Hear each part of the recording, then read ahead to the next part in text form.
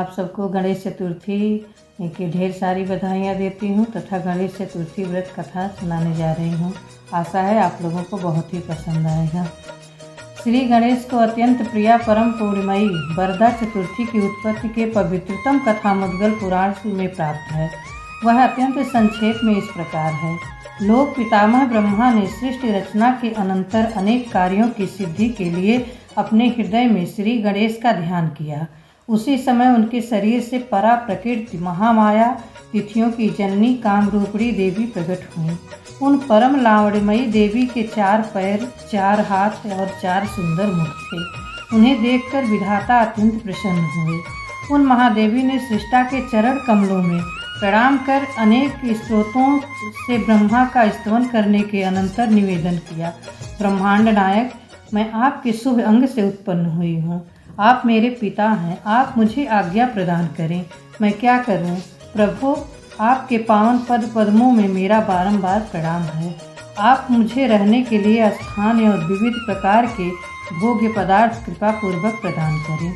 लोक सृष्टा ने श्री गणेश का स्मरण कर उत्तर दिया, तुम अद्भुत सृष्टि करो। फिर प्रसन्न मन पिता ब्रह्मा ने उन्हें श्री गणेश का वक्रतुंडाय हुम यह षडाक्षर मंत्र दे दिया। महिमामयी देवी ने भगवान वेदगर्भ के चरणों में भक्ति पूर्वक प्रणाम किया और फिर वे वन में जाकर श्री गणेश का ध्यान करते हुए उग्र तप करने लगी। वे अत्यंत श्रद्धा भक्ति पूर्वक दिव्य सहस्त्र वर्ष तक तप करती रहीं। उनकी तपस्या से प्रसन्न होकर गजानन प्रकट हुए और कहा, महाभाग्ये, मैं तुम्हारे निराहार तपश्चरण से अत्यंत प्रसन्न हूँ। तुम इच्छित वर मांगो। परम प्रभु की सुखद वाणी सुनकर महिमामयी माता ने हर्ष से गदगद कंठ से उनका स्तवन किया। इससे अतिशय संतुष्ट हुए मूषक वाहन ने पुनः कहा, देवी, मैं तुम्हारे तप एवं स्तवन से अत्यंत संतुष्ट हूँ। तुम अपनी इच्छा व्यक्त करो। सश्रु नयना देवी ने परम प्रभु गजानन के पावनतम चरणों में प्रणाम कर निवेदन किया, करुणानिधे, आप मुझे अपनी सुदृढ़ भक्ति प्रदान करें। मुझे सृष्टि सर्जन का सामर्थ्य प्राप्त हो। मैं आपको सदा प्रिय रहूं। शुभकृत सूचक ओम का उच्चारण कर परम प्रभु ने वर प्रदान किया। चतुर्विध फल प्रदायिनी देवी, तुम मुझे सदा प्रिय रहोगी। तुम समस्त तिथियों की माता हो जाओ और तुम्हारा नाम चतुर्थी होगा। तुम्हारा वाम भाग कृष्ण एवं दक्षिण भाग शुक्ल होगा। निसंदेह तुम मेरी जन्म तिथि हो जाओगी। तुम में व्रत करने वाले का मैं विशेष रूप से पालन करूंगा और व्रत के समान अन्य कोई व्रत नहीं होगा। यह कहकर भगवान गजमुख अंतर ध्यान हो गए। तिथियों की माता चतुर्थी गणपति का ध्यान करते हुए सृष्टि रचना करने लगी। सहसा उनका वाम भाग कृष्ण और दक्षिण भाग शुक्ल हो गया। महाभाग्यवती शुक्लवर्णा अत्यंत विस्मित हुई। उन्होंने पुनः गणाध्यक्ष का ध्यान करते हुए सृष्टि रचना का उपक्रम किया ही था कि उनके मुखारविंद से प्रतिपदा तिथि उत्पन्न हुई। इसी प्रकार नासिका से द्वितीया, वक्ष से तृतीया, अंगुली से पंचमी, हृदय से षष्ठी, नेत्र से सप्तमी, बाहु से अष्टमी, उदर से नवमी, कान से दशमी, कंठ से एकादशी, पैर से द्वादशी, स्तन से त्रयोदशी, अहंकार से चतुर्थी और मन से पूर्णिमा और जिह्वा से अमावस्या तिथि प्रकट हुई।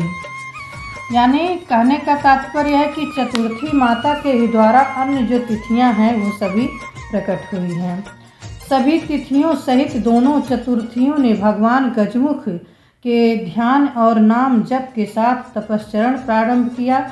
इस प्रकार उनके 1 वर्ष तक तप करने पर भक्त वत्सल प्रभु विघ्नेश्वर प्रकट हुए। वे मध्याह्न में शुक्ल चतुर्थी के समीप पहुंचकर बोले, वर मांगो। शुक्ल चतुर्थी ने आदिदेव गजमुख के चरणों में प्रणाम कर उनकी पूजा और स्तुति की। तदंतर उन्होंने कहा, परम प्रभु गजमुख, मैं आपका वास स्थान हूँ। आप मुझे अपनी शाश्वती भक्ति प्रदान करें। दयामय गजमुख ने वर प्रदान किया, तुम्हें मध्याह्न काल में मेरा दर्शन प्राप्त हुआ है, अतएव मध्याह्न काल में शिवादि देवगण मेरा भजन करेंगे।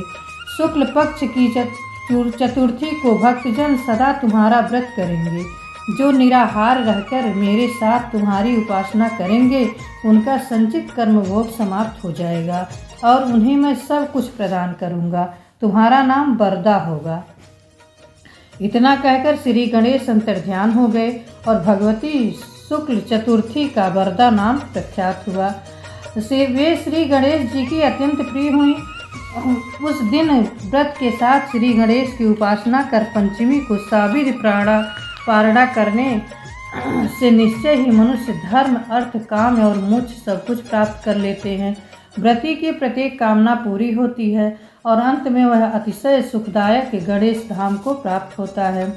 इसके अनंतर भगवान गणपति ने रात्रि के प्रथम पहर में चंद्रमा के उदित होने पर कृष्ण चतुर्थी के समीप पहुंचकर कहा, महाभाग्यवती, तुम वर मांगो, मैं तुम्हारी अभिलाषा पूरी करूंगा। विघ्नहारी प्रभु के दर्शन एवं उनके वचन से प्रसन्न होकर भगवती कृष्ण चतुर्थी ने उनके मंगलमय चरणों में प्रणाम कर उनकी विधि पूर्वक पूजा की। फिर उनका स्तवन कर निवेदन किया, मंगलमय लंबोदर, यदि आप मुझ पर प्रसन्न हैं तो कृपा पूर्वक मुझे अपनी सुदृढ़ भक्ति प्रदान करें। मैं आपकी सदा प्रिय रहूं और मुझसे आपका वियोग कभी न हो। कृष्ण चतुर्थी की श्रद्धा भक्तिपूर्ण वाणी से प्रसन्न हो महोदर ने वर प्रदान करते हुए कहा, महातिथे, तुम मुझे सदा प्रिय रहोगी और तुमसे मेरा कभी वियोग नहीं होगा।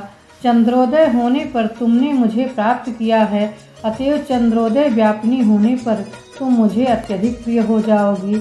मेरे प्रसाद से तुम उस समय अन्न जल त्याग कर उपासना करने वालों का संकट हरण करो।